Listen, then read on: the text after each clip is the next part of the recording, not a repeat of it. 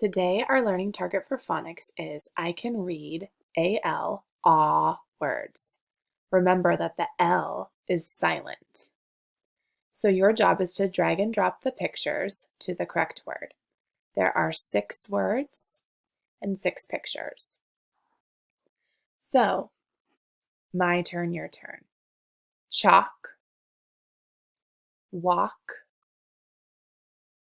talk,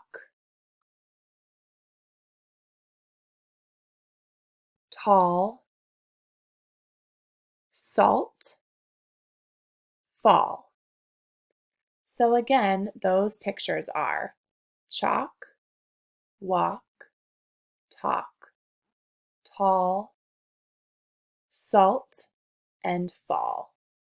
In the words tall and fall, you do hear an L, but that's because there are 2 L's in those words.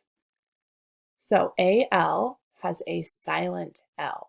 If you add another L, then it is not silent. Please drag and drop the pictures to the correct spots, and when you're done, press the X and the blue turn-in button.